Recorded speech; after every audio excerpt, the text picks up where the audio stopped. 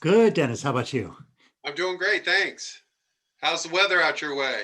Actually, it's gorgeous. It's in the 70s. Oh, wow, fantastic. 70s and sunny, not bad for mid-November.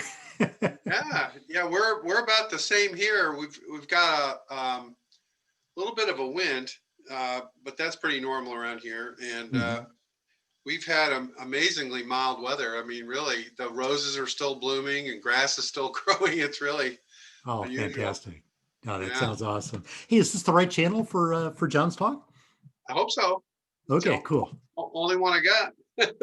Okay, well, I'm guessing that there will be a good crowd there, but looking forward to it. Yeah, same here. All right. How's business going? Are you busy? I'm sure you are.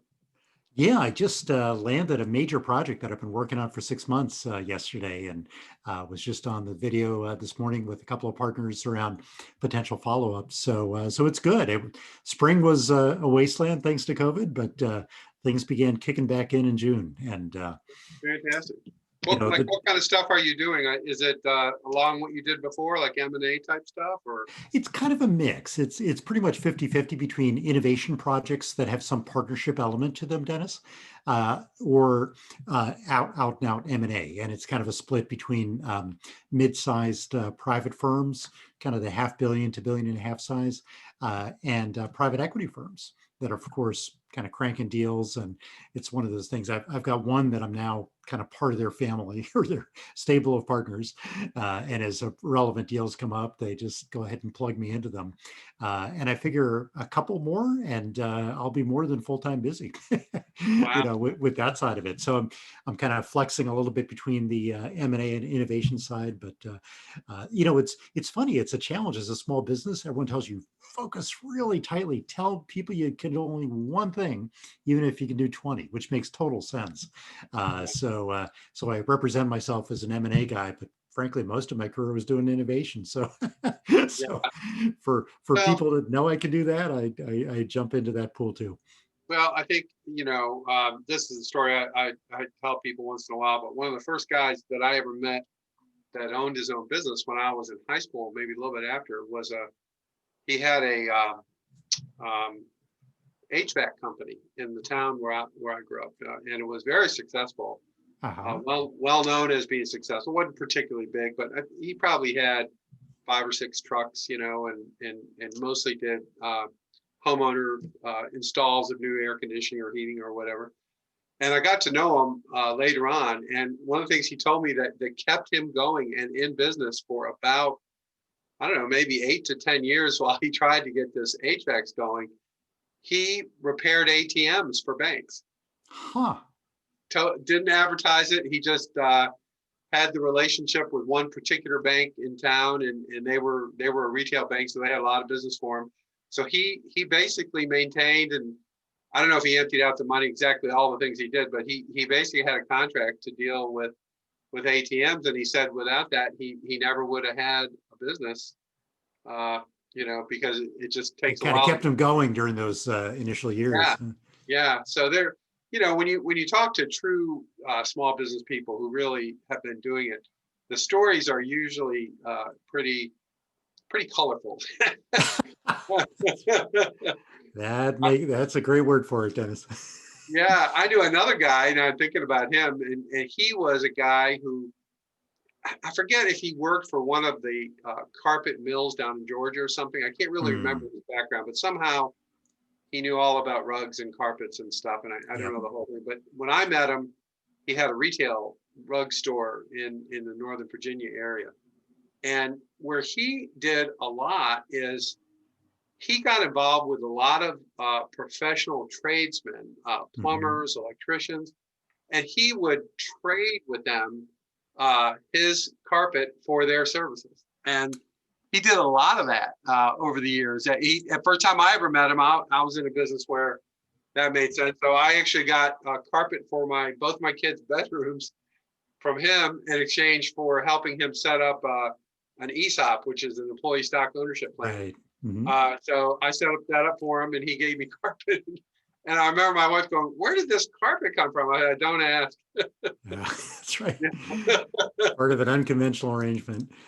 Yeah, but as Hey, I learned, you get into really true small businesses that really are truly they appear.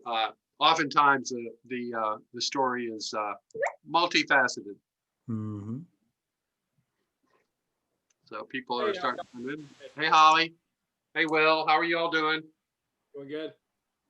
You remember Andy, I think, who's on the call. Greetings. Yeah, I do. From the very first day. Yeah, yeah. That's a good way to Andy, be remembered. Day one. yeah. You see, you made a point. Andy is the guy, one of the guys who worked for Clorox in buying Burt's Bees from our speaker today, John Replogle.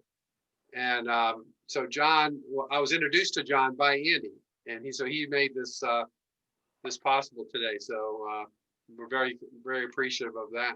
Oh, happy to do it. It was wonderful to partner with John. We worked together on the ways of working team to help make the integration go as smoothly as possible. And I actually learned quite a bit from him. You just had this great perspective on how to really nurture the special culture that had been built at Burt's. And I just thought I learned probably most of my foundational knowledge that I learned in working with him. It's funny, I went to a McKinsey forum a year ago on integrations after M&A, and almost everything they were talking about, I was thinking, my goodness, that's what we did together. I Yeah. lucked into the best practices. Oh, that's great. I didn't know it at the time, but that's what they were. Well, John has a background, if I remember right, isn't he Bain Consulting or one of the consulting firms? I think before he went to work for Guinness, I think he was involved or no, Boston Consulting is Boston Consulting Group. He was a consultant for them. So that's pretty cool. There we go. I have a friend who was he was in charge of integration for Wachovia Bank, which ended up being acquired by Wells Fargo. Wachovia was one of the biggest banks in North Carolina and in the Southeast, and his job was the integration. And I remember him saying what a challenge it was, even though they were in basically the same business, banking. It couldn't have been more different in their cultures and the mentality. Probably because of the cultures. That's right. Yeah. The people side of the equation is the most important. It's usually not what people think about. They think synergies and financial and everything else. It's all about the people at the end. Yeah, I really do think it's true. One of the things that, and I'm going to mention this to John when he comes on, but I used to do some work with an organization called Sustainable Brands. Do you know those folks out in San Francisco? I've heard of them, but I haven't worked with them. I'll have to connect you to their founder. Coan is really, really special, but they hold events all over the world where they bring brands together. And since 2007, 2006, they've been going, and they've got a pretty good following. But one of the things that John did that I think was always a topic of conversation at those meetings was combining sustainability with making money. For so long, companies that focused on sustainability were perceived as not particularly profitable or money making. And I think John really proved that you can, in fact, have it both ways. That's exactly right. It's one of the things I admire about him. He really integrates the purpose with the with the other traditional factors of success in business. Yeah, it's my daughter is she I think I may have told you this before, but she is the program officer with the Walmart Foundation, and she runs the Mississippi Delta region of Louisiana for the Walmart Foundation. So she's involved in a lot of sustainability projects and things down there. And I learned a lot from her and her education. She has a degree in environmental science from Yale in the forestry school there.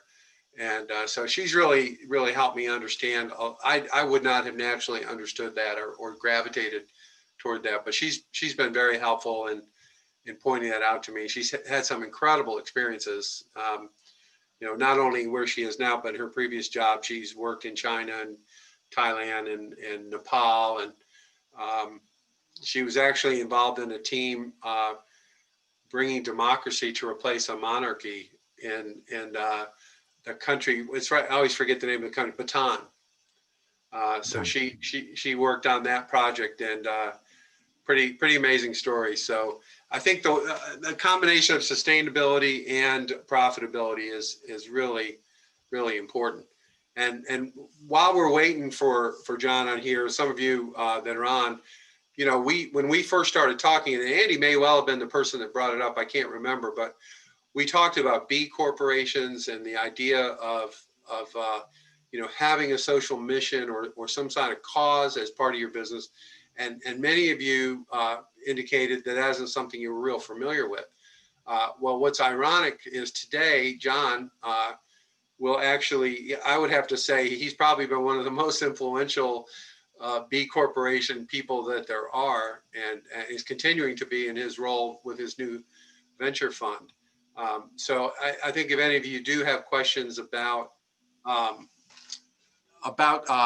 B corporations and that whole thing, I actually know a lot about it as well. I worked with the founding team on a committee when I was at Sustainable Brands, working with them back in 2006, 2007 when they got started.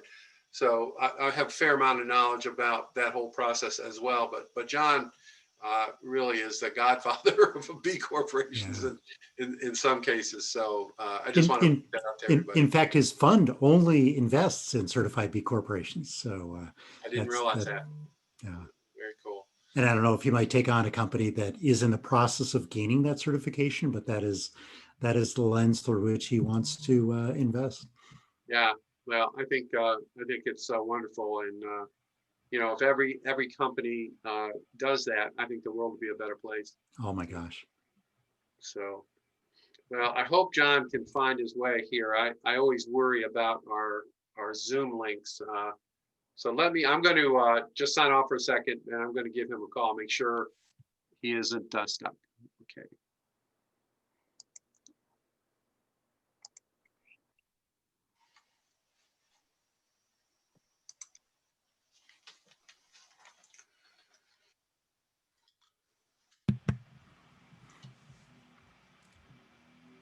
While Dennis is taking care of that, how's everyone doing today? Life's treating me good, Andrew. Thanks for asking. How about yourself? Good. Enjoying beautiful 72 and sunny degree weather here in Wisconsin in middle of November. What? Haven't you already had a snow? It has actually. Yeah. Where are you? Just west of Milwaukee. Okay. Little town called Brookfield. We have some friends in Green Bay, and so we'll probably start going up there a little more often. That should be fun. They're happy today. The entire state either is emotionally lifted up or despondent and losing the will to live, depending on how the Packers do.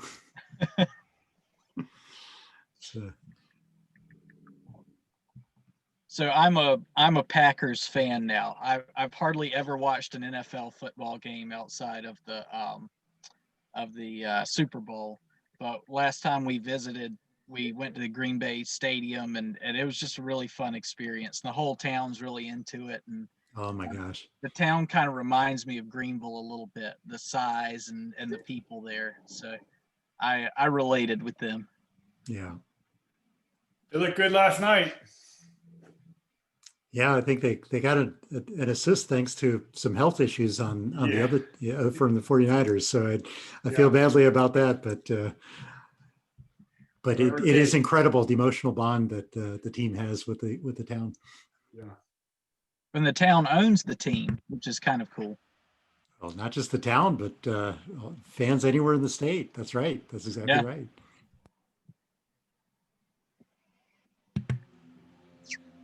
Michael, good to see you on the call. Good afternoon, everyone. How is everyone? Doing well. Hey, you, Andy. Great to see you. Absolutely. I think Dennis is right now checking in with John Replogle. I don't know if others had this issue. I pressed the button on the email and that did not work, but the link under the button did work. So That's it correct. sounds like everyone had the same experience. So That's it exactly. took a little bit of good luck and persistence to just keep pushing things until you got through. Your resiliency is important. Well, that's all of us had it. Otherwise, we wouldn't be in. And today is your last session, guys, right? Yep. Well, congratulations on completing Accelerate Rural, or congratulations in about an hour for completing the program.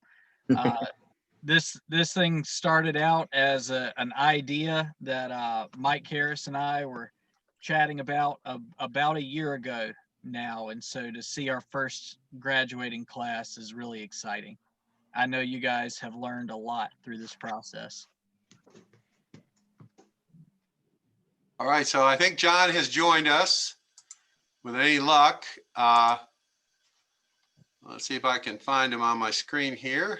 I'm here, Dennis. Hey, John. Good. I'm going to assign you as co-host so you can run your slides. So Okay. hopefully that'll work. Okay. Do you see the share screen button? I sure do. Yeah. Okay. Fantastic. Okay. Well, I apologize. Apparently, we had some problems with the links, which sometimes we do with this. I'm not quite sure why. It always works great on my system. So, what can I say, right? So Well, as long as you're on, that's good. I guess. So I wanted to welcome everybody. John Replogle is good friends with our good friend Andy Galinsky, who is also on here today. Hello, Andy. Greetings, John. Good to see you. Good to see you, And my friend. you know, we have never met before, but we did meet here through Andy. And John is very active in North Carolina. Obviously, he has quite the background, which he'll go into.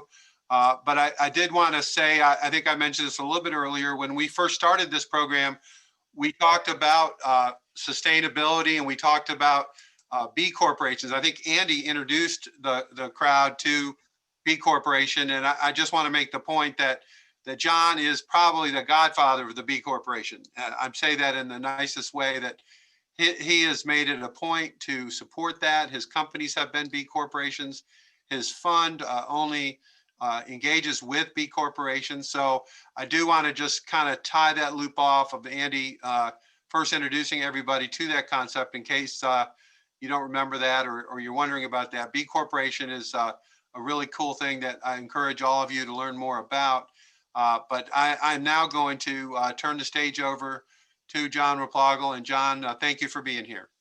Yeah, you bet, Dennis. Thank you for inviting me. And Andy, thanks for the introduction, and good afternoon, everyone. I hope everyone's doing well and staying healthy on this beautiful Friday afternoon here in NC.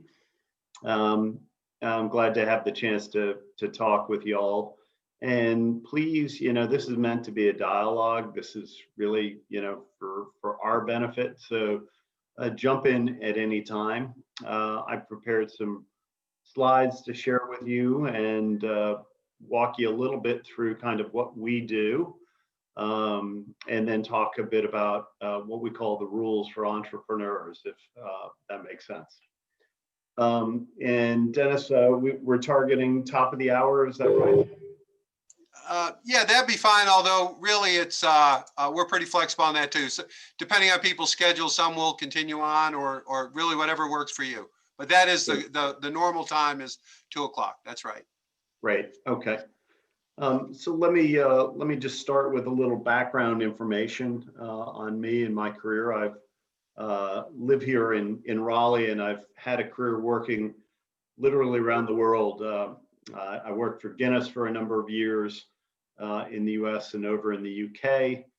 I worked with Unilever and worked on a spectacular brand called Dove and something called the Dove Campaign for Real Beauty, which really was about changing the way that we debunk myths about women and beauty and build self-esteem in young women.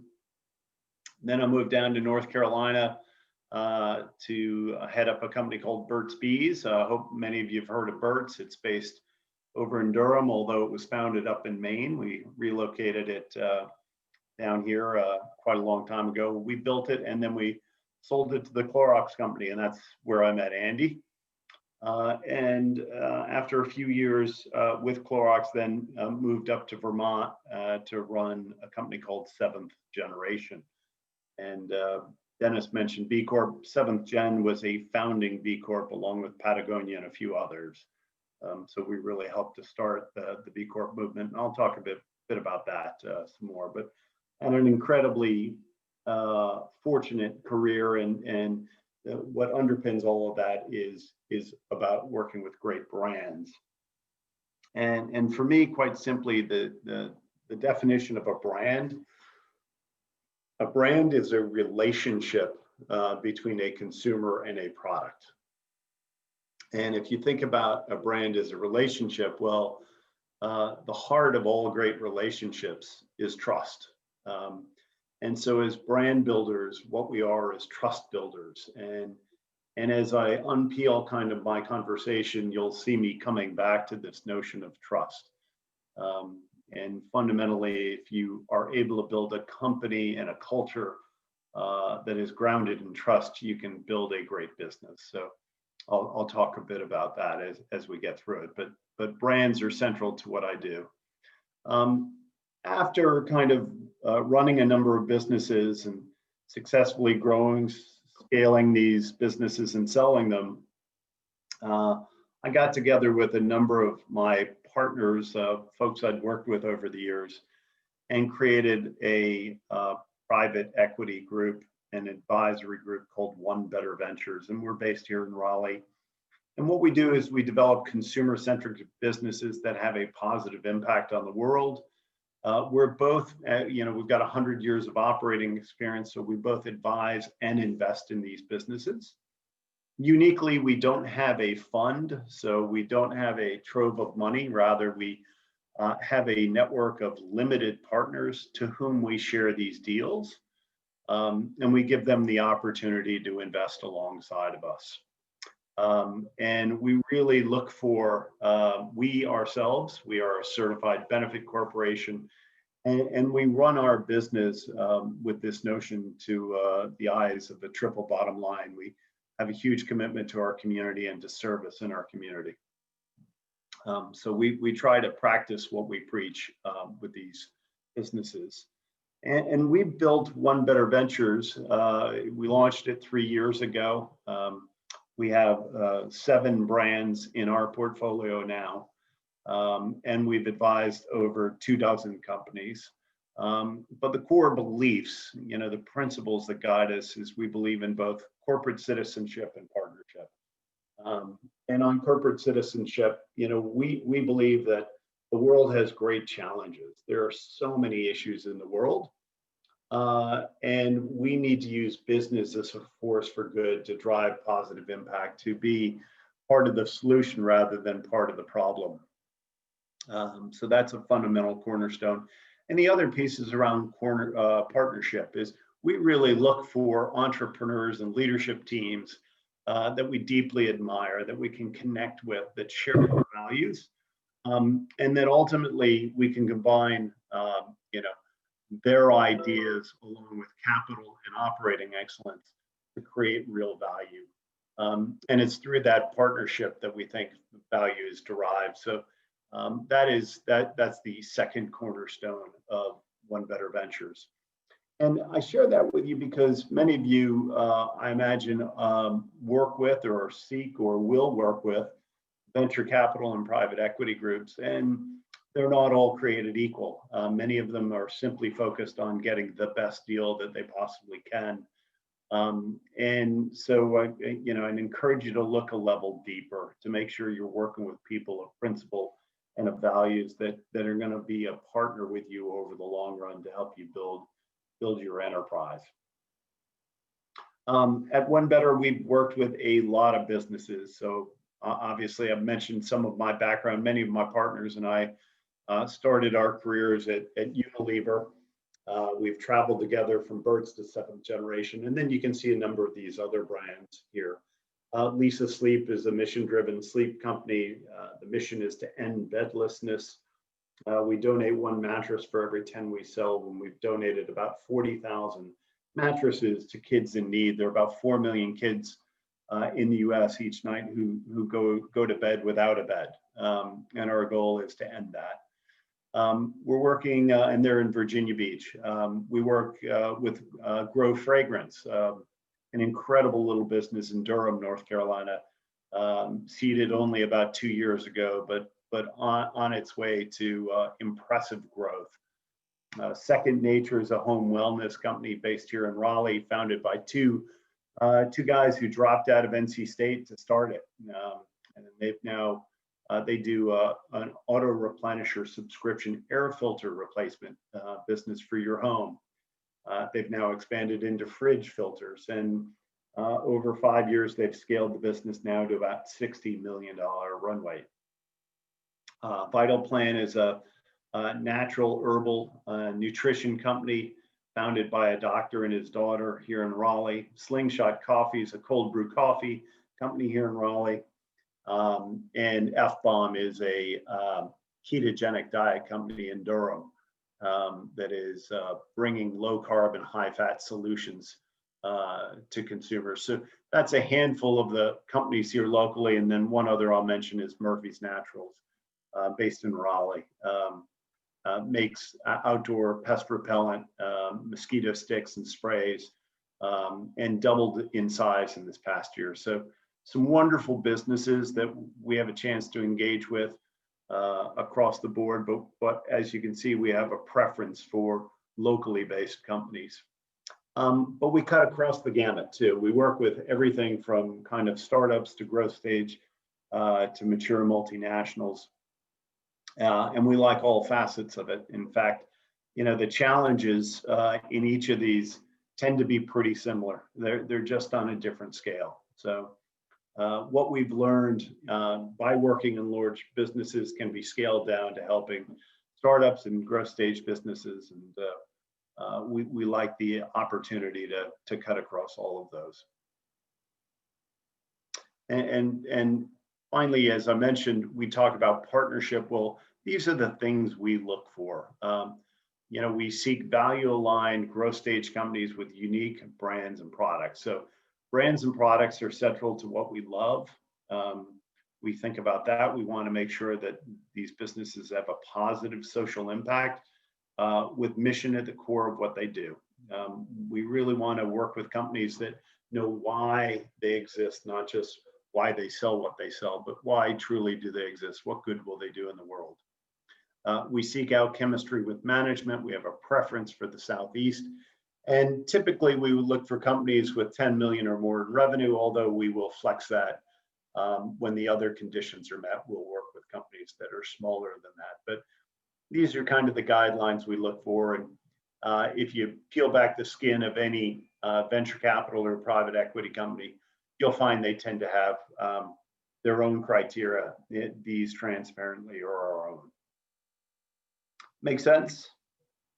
So what do? We look to create value by focusing on 13 fundamentals. We think these are the fundamental ways to build value in a business. And I've highlighted 4 of these in red because if I were to think about, you know, prioritization, I would say that these 4 for us are the highest priority. We, as I mentioned, we really look for strong equity in brands. We look for an unmet consumer need. What is it that this brand does that is differentiated and meets a consumer need that's currently unserved? We love omni-channel businesses. A lot of companies will start online. We help them navigate to retail, or we help retail businesses figure out D2C. But we think the future is omni-channel. We really think that you have to build a business agnostically to the channel and make it convenient to reach the consumer wherever they may be. Team and culture is centered to that, and I'll go a bit deeper into culture and mission and why that matters. But we think every great business is built on a great team, and getting the right capabilities and capacity in place is just essential for a long-term growth entity.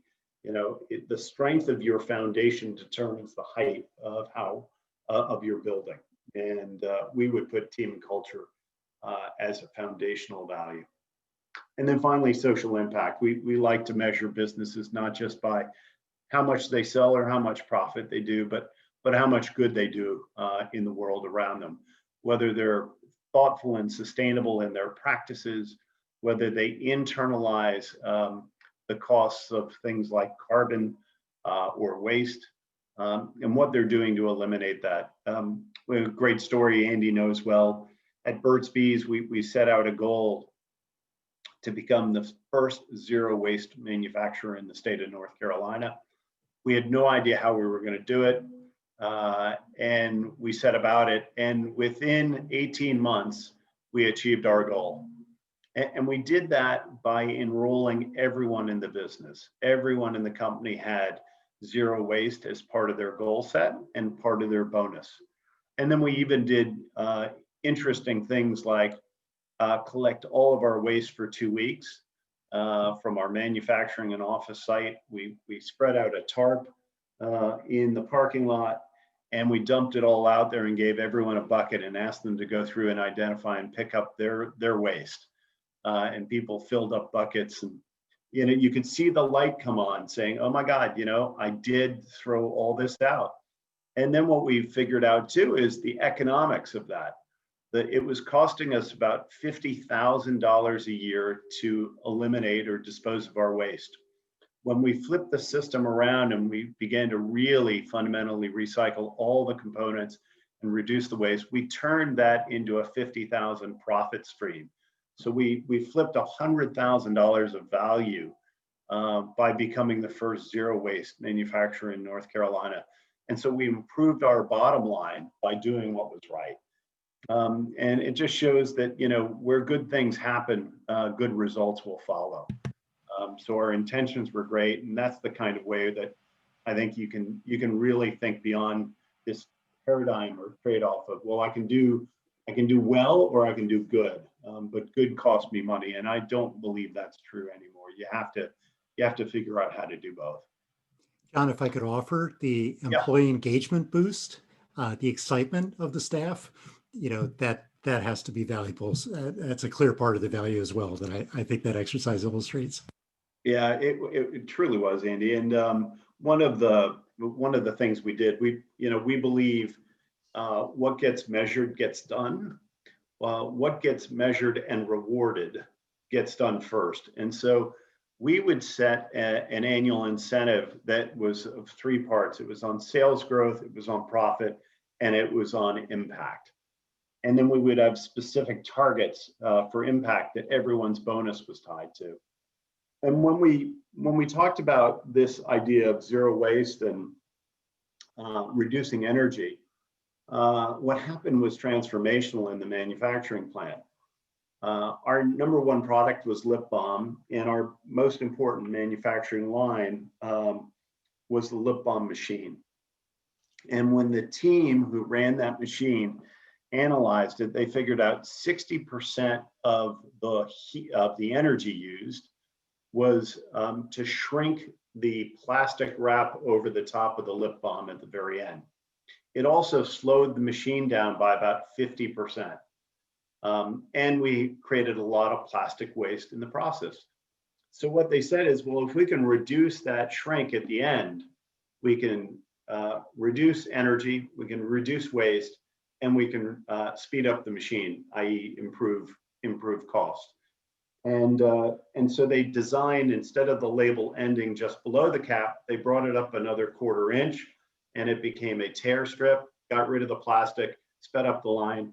It was a great innovation, and it was all because we were one team with one goal, and we were all equally compensated against that goal, and it led to transformational behavior. So that's the kind of thing you want to build into the culture of an organization. You really have to root this deeply. and drive that social impact. So we look to do that. That's the model that we employ. We have what we call our playbook, and we try to deploy it against these 13 different levers of value creation. Hey, John, this is Dennis. I just wanted to ask a question. You know, our group, our area, Eastern North Carolina, is kind of new to the startup thinking, I believe, at least since you know, when Pepsi was invented back in the 1890s in the East. But I noticed that a lot of the companies in your portfolio are from the Raleigh area, the Triangle area. Do you believe that there's, obviously you do believe there's the opportunity for startups in our area as equal to anywhere else in the country? Would you say that's true? Oh, I think that's absolutely true. And in fact, you look at, you know, these employment zones and the favorable taxes, lower cost of overhead. There's a lot of conditions in Eastern Carolina that makes it a really good place to start a business. And probably the biggest challenge is has little to do with, if you will, the supply of good leaders and good ideas and good needs. It's about the supply of capital. So I think one of the things that needs to be solved over time is how do you get more capital to realize and support businesses that are outside kind of the central urban core.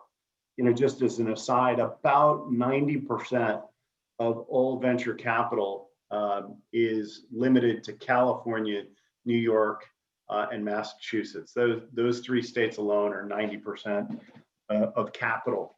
And so we have to get more cap. This is why we started our business here in the Triangle, is there's no shortage of great ideas. And we think we have a unique advantage by being local to support and scale businesses here in the Triangle and take advantage of that. And more people are recognizing that too, Dennis. There's a guy named I've just blanked on his name, but he started Revolution Fund, and he has a program called Rise of the Rest, and he's trying to move capital into kind of non-traditional or rural markets, and so we've got to get more capital to work in Eastern Carolina, I think, to really take advantage of all the great foundational elements. Steve Case, I think. Steve, thank you. Yeah. And we so part of our ulterior motive in inviting you, John, was to introduce this concept. Yeah. You know, Steve Case is really amazing, and he's been pushing that concept. He does a bus tour and everything.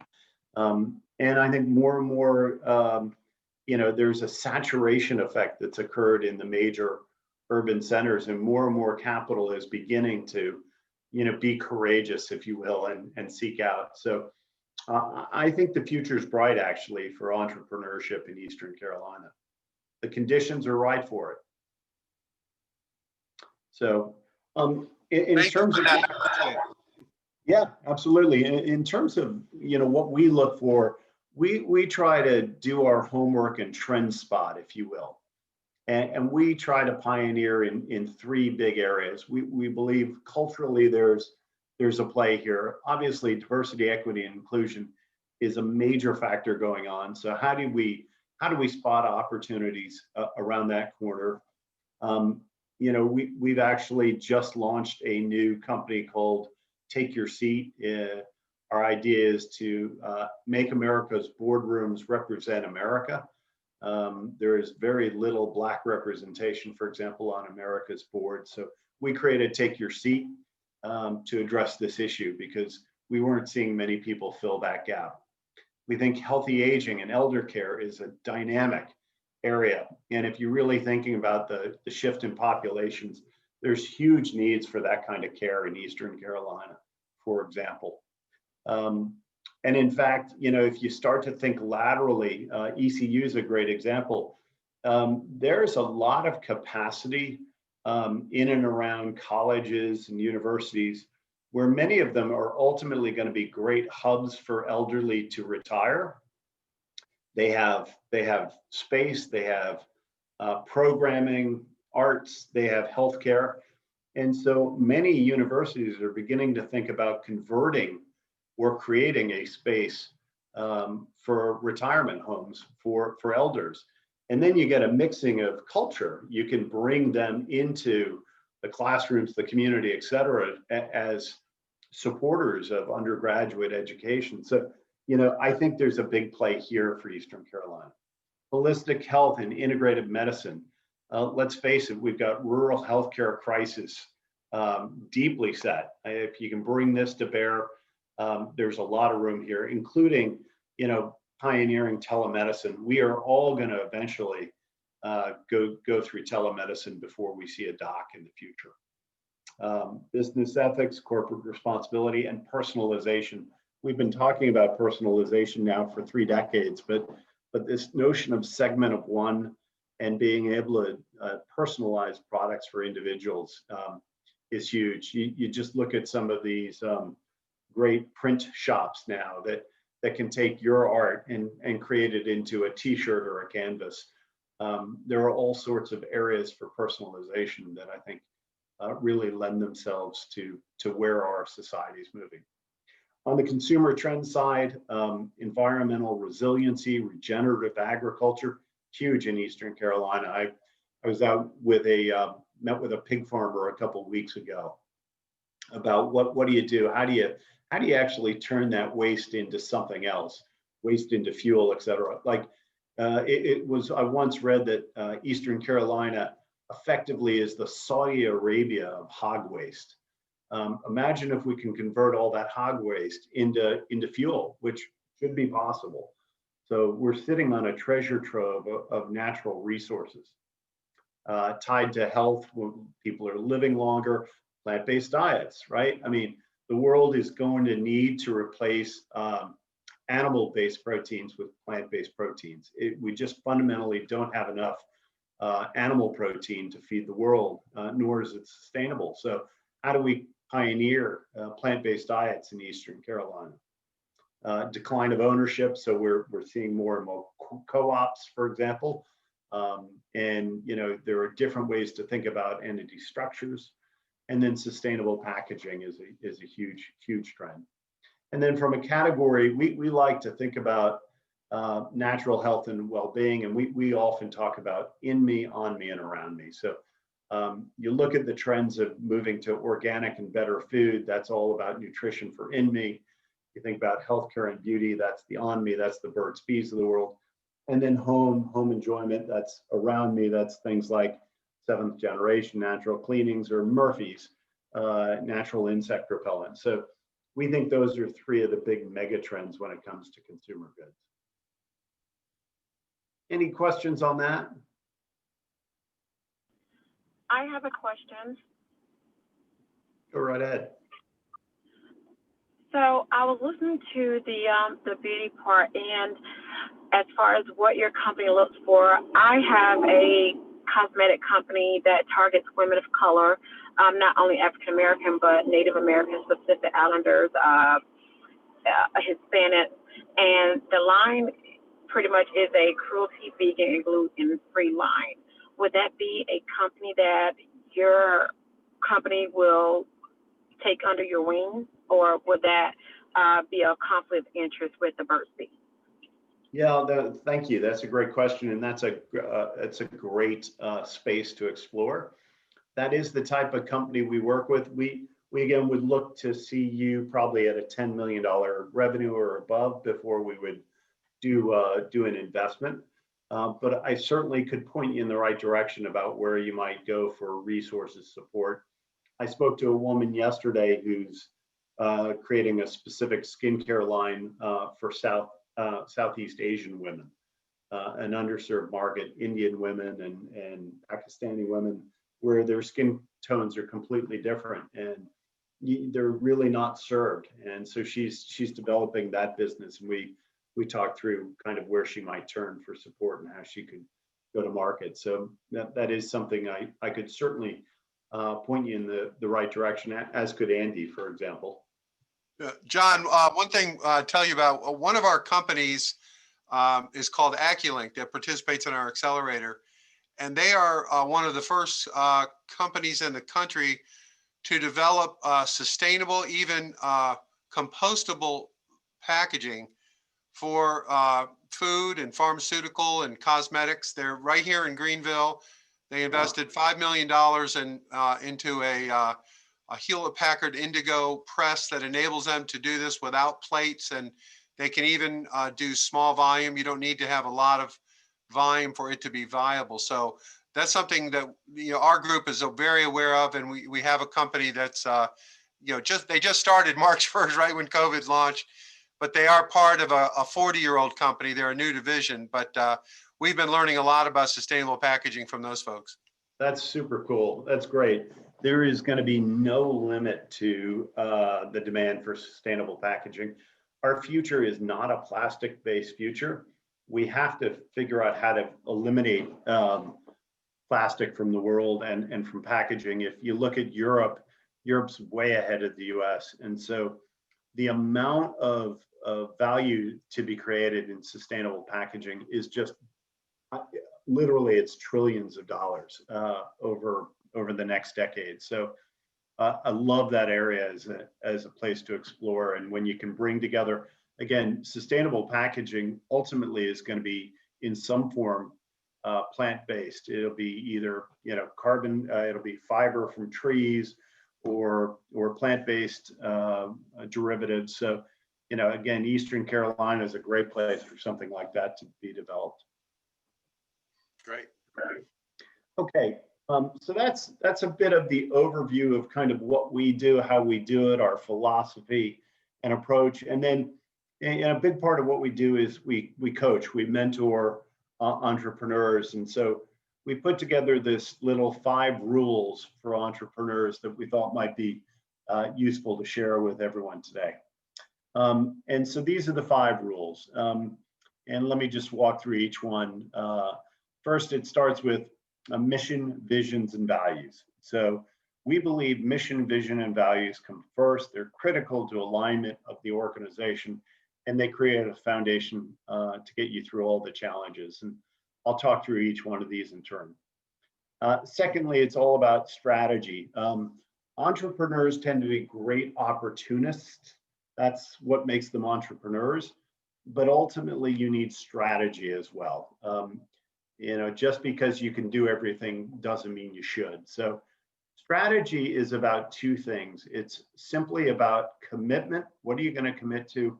And what choices are you going to make? And good strategy is as much what you don't do as what you choose to do. And if you fail to commit or choose, you lose. That just is not strategy. So you've got to commit and choose. Those are hallmarks of good strategy. Third is, ultimately, and we share this mainly because we work with consumer product companies, but distribution. How do you reach your consumer? Distribution is what we call the science of chutes and ladders. It only goes one way, and we encourage people to take the chute, not the ladder. Okay, what does that mean? I'll unpack that for you in just a minute. Fourth, I talked a bit about my philosophy on brands. What is a brand? Brand is a relationship with a consumer. Relationships are built on trust. So brands are all about delivering on a singular, focused promise. Now, that's what brands do. And finally, raising capital is complex and critical. We actually have written 5 rules of the raise, which I'll share with you. So those are our 5 rules we think every entrepreneur should build on. So let's go into each one. This first one on mission, vision, and values. If you're going to start a business, the very most important thing you can do in your business plan is to write down why. Why do we exist? Why does the world need a company like ours? And what do we want to accomplish? What's our vision? So a mission is out there. It's your North Star. It never, ever changes. Our mission is persistent, but our vision is kind of our goal, our big, hairy, audacious goal. What do we want to accomplish? And then the values are the fundamental. Those are the principles and the culture and everything that guide you in your decision making. So let me give you an example of that. The mission of seventh generation was to ignite a consumer revolution that nurtures the health of the next 7 generations. That is why seventh generation existed. We were all about creating a consumer revolution in health. Our vision was to be a leader in our industry, changing the world through our principles, our practices, and our partnership. And our values were 5-fold. I won't enumerate those, but we were really clear on what we stood for.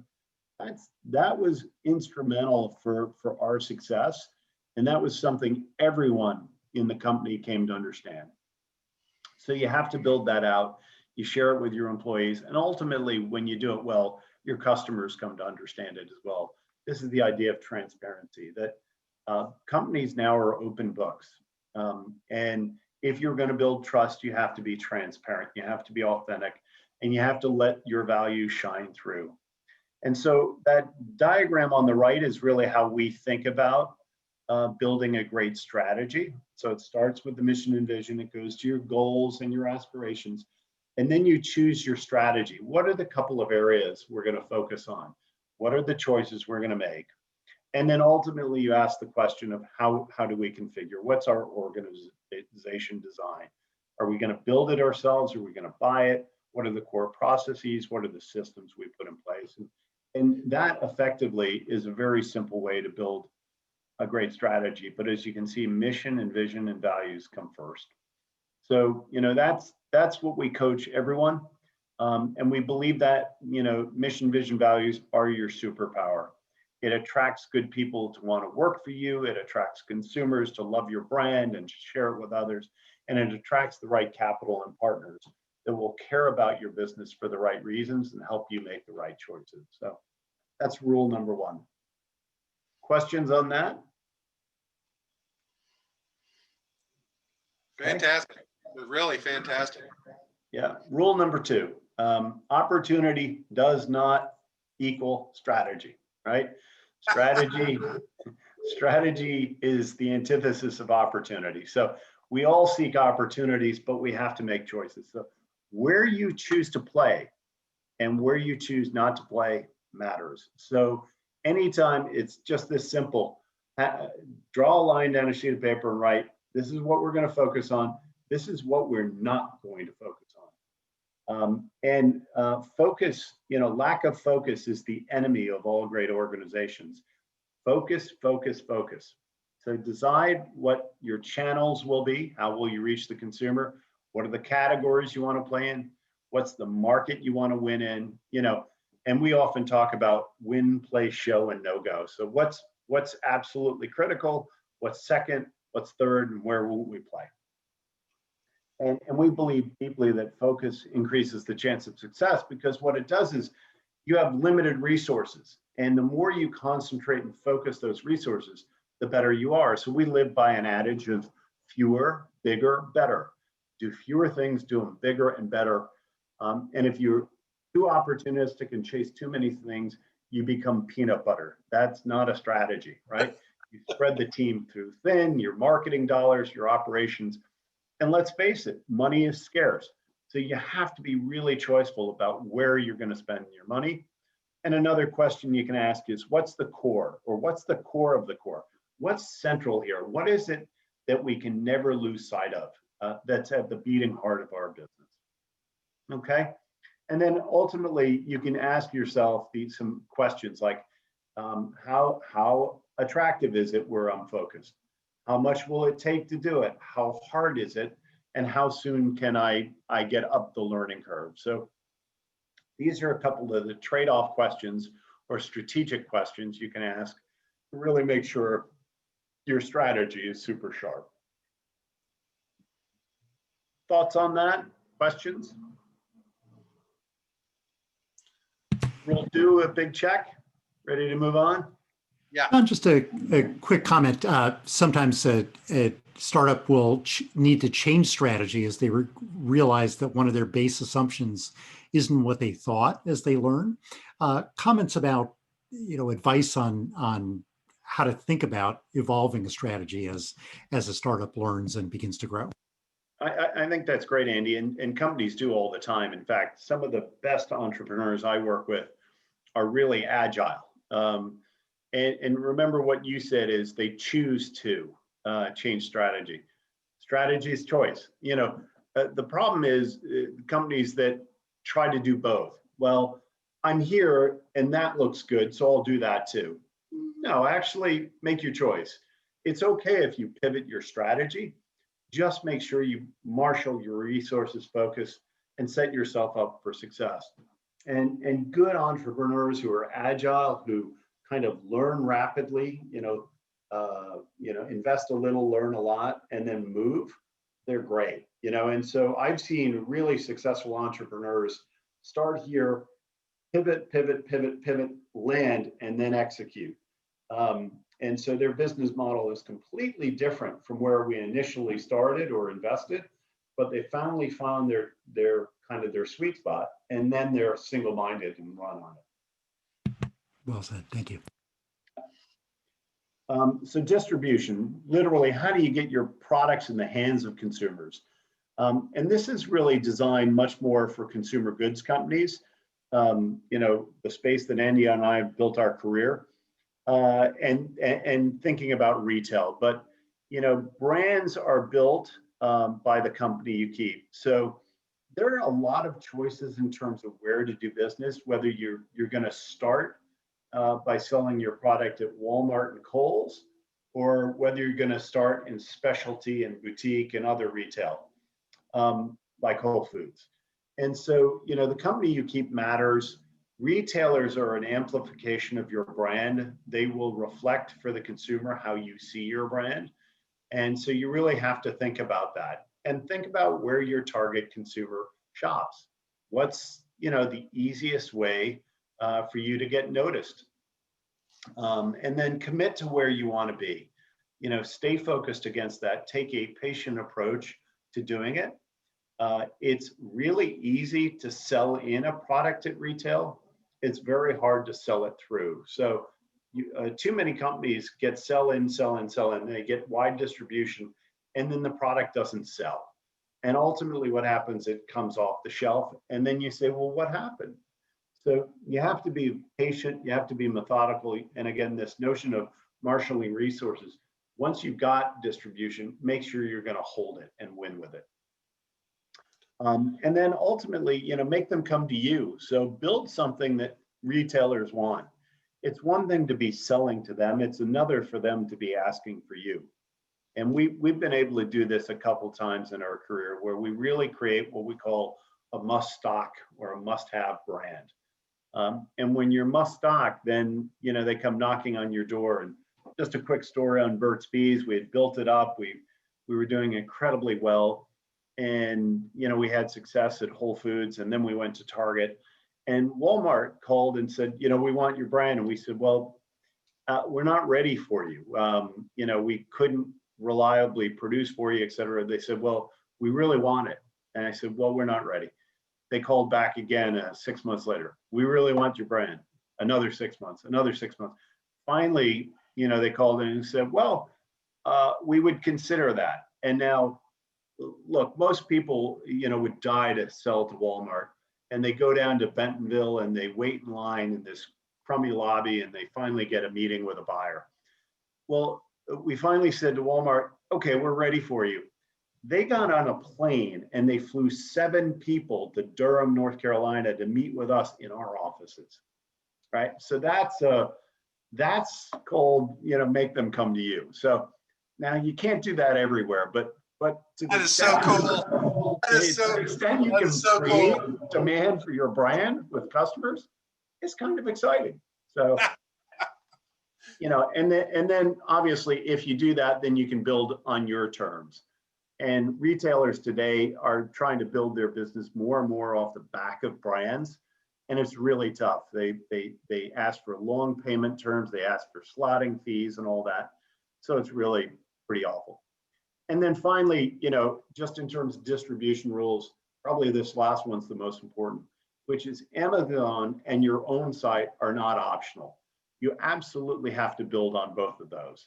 Amazon for ubiquity and reach to consumers, your own site so that you can curate your brand, your message, and your reach. And so importantly, the diagram on the right, this is the chutes and ladders. Be methodical. Start at the top with specialty and influence retailers, then move down into geographic targeted, better for you retailers, like go to Harris Teeter before you go to Kroger, and then down to mass. But if you start in mass, you'll never be able to go up. That's why I say it's chutes and ladders, right? You've got to start at the top and work down. You can't start at the bottom and work up. It just doesn't work that way. So that's a fundamental important rule for retail. Okay. Any questions on that? Yeah, could I may have missed it. I had a call come in, but you have Amazon and owned e-com are not optional.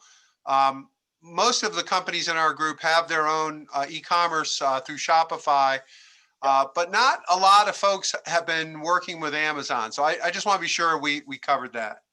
Yeah, Shopify is a good platform. It's great to test and learn on your own site. But when you're ready, you want to go to Amazon. It's not cheap to play there, but it does huge effects for reach and amplification of your business. And ultimately, if you're going to grow and you're going to be successful, you are going to need to be on Amazon in due course. When you decide to do it, really it will differ by how well you develop your business and what you think your opportunity and reach is, but ultimately you will want to be on Amazon. Thanks. And there's lots of ways to be on Amazon, the FBA program and their marketplace. You have any thoughts about that? Yeah, my rule on Amazon is try as best you can to control your brand. And that's why there's Vendor Central, and I like having my own brand page and presence. And to the extent I can, I like to sell to Amazon, let them fulfill, but we control the brand piece. Okay, thanks. Okay, and this really leads us nicely to brand rules. So, again, I can't emphasize enough, a brand is built on trust. So what's the promise you're making to consumers? Make sure you write down that promise. This is the heart of your brand. So, the diagram on the right really helps you. What do we bring to the world is the question you want to answer. And you want to write that statement, that promise, with an exclamation point. And then you surround the cornerstone of what we bring with a certain set of things. So it's the beliefs, what are the shared values of your brand, the goods, so what's the products you're offering, the architecture, and the wants. What is the motivation or the unmet need for consumer? How do you meet that? And then you surround it further with things like the symbology. So we all know Nike has a swoosh, okay, a great symbol. How do you become identifiable? What's your design and look and feel? What's the personality? What's the tone and manner? Burt's Bees was an all shucks kind of brand, very approachable. Yellow packaging, Burt as a face. We really created distinctivity by continuing to go back to those things. What's the story? What's the narrative behind it? So every good brand has a story. What's yours? And then what's the systems? What's the rational reasons to believe? Often that's, the claims or the benefits that you deliver to the consumer. So that's really the architecture of what a brand is. They're built on a big idea or on this promise. Be singular and focused on that. And then build everything around it, this system to surround it, so that consistently you deliver on that promise. And if there's a pitfall that most people and most brands fall into, it's that they try to say too many things. They lose track of that narrative instead of being single-minded and repetitive in terms of what they offer. So too many messages cause confusion. Avoid that. Get really sharp and then just repeat it. It'll drive you crazy because you will have heard yourself 10,000 times say the same thing. But that's what it's all about. I mean, I haven't worked on the Guinness brand in 15 years, but the heart of Guinness was power, goodness, and communion. And I know it to this day because I spent 7 years working on it. Power, goodness, communion. Everything we do, power, goodness, communion. It's black, it's dark. We do rugby, power, goodness, it tastes good. Vitamin G, it's all about, iron and better for you. And then communion, coming together, bringing people together, creating Kraken bars. And, it's the after rugby drink. So that, it gets really simple to tell that story. So Guinness is good for you. There you go. Boom. Gig fit. Yeah, I can still recite every chapter and verse of it 15 years later because it was so clear. We were not trying to be Heineken. We were Guinness. Anyway, that's brand. Any questions on that? All right, last one. I can vouch for the rugby because I was on the first rugby program at my university, and we're the only place you could find a keg of Guinness on campus was at the rugby parties. Target consumer right there. That's exactly right. And it's why Guinness, is the global sponsor of the Rugby World Cup and doesn't do soccer or football, right? I mean, really clear, easy choices. All right, last rule, rule 5, rules of the raise. Everyone's got to raise capital. So raising capital so hard, it's got 5 rules to it itself. So here we go. First rule of rule 5, know your goals. So what are you in it for? What do you want? You've got to really state your claim. This comes back to mission and vision. It really matters. So if you understand what matters to you, what your principles are, that's really important because ultimately raising capital is a match in principles. And then get it down tight. Know your elevator pitch. So you're going to run into people anywhere at any time. And in the time you go down an elevator, you've got to be able to make your pitch. So what is it we're doing? Why are we doing it? And why should you be interested and involved in supporting us? And then ask yourself and know, why are you raising? What ultimately will you use the funds for? What's the use of funds? What matters more than how much? Okay. What matters more than how much? Most people make a mistake to think, I want as much as I can get. I want as high a valuation as I can get. Usually that's a big mistake. And raising from assholes is is the biggest mistake people make, right? So you got to find people who are aligned with your principles. Just because they write the biggest check or give you the best valuation will not make them the best partner. And a lower valuation can often be better for the deal because what you may find is, let's say you raise at the top value, and then you go out and you have a little hiccup and you've got to raise more capital. You've given yourself absolutely no room for the next round. So if you hit a stumbling block, what you're typically into is a down round or you look distressed. If you raise a little lower, then you create more headroom the next time, even if there's a hiccup, then you can still continue to raise value over time. So sometimes lower valuation is a better deal, especially if the terms of the deal aren't as arduous. And then ultimately who you raise from, you've got to ask yourself, what's it going to be like to work with these people when the chips are down? Are they going to be understanding, forgiving? Do they have the capacity for more? Or will they hammer me and try to take the business away? So rule 2. Rule 3, you're never done raising, right? The minute you close, start getting ready for the next round. It's always about raising. Practice that pitch with anyone you meet. You never know who you might meet and when, but there are people every day you'll meet that may be good investors. Keep a list, have a spreadsheet, know who you may go to. At One Better, I have got a whiteboard behind my desk and I'm adding people to it every day of potential investors. And then keep networking, use your networks to introduce yourself to capital. LinkedIn's a great and powerful tool. What else can you do? So keep raising. Rule 4, never run out, right? The worst thing you can do is run out. So raise more than you need. Okay, what happens? Well, what happens to dilution? I'm concerned about dilution. Fuck dilution. If you run out of cash, you're done. Raise more than you need, right? Best time to raise is when you don't need to raise. right? It's simple. If you are in need and you don't have cash, you're done. So raise more, raise often, and when you have to raise, you're in trouble. Finally, the last one, know the terms of the deal. Listen, this is complex stuff. It doesn't have to be, but understand and just get a basic understanding of what preferences are like, and drag along rights and reps and warranty. And by the way, the best thing you can have in any kind of deal is a really good counsel. So make sure you have a good attorney.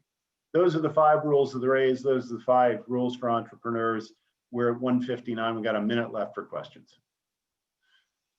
Okay, well, this is spectacular, John. You really have taught me a lot, and I thought I knew a lot.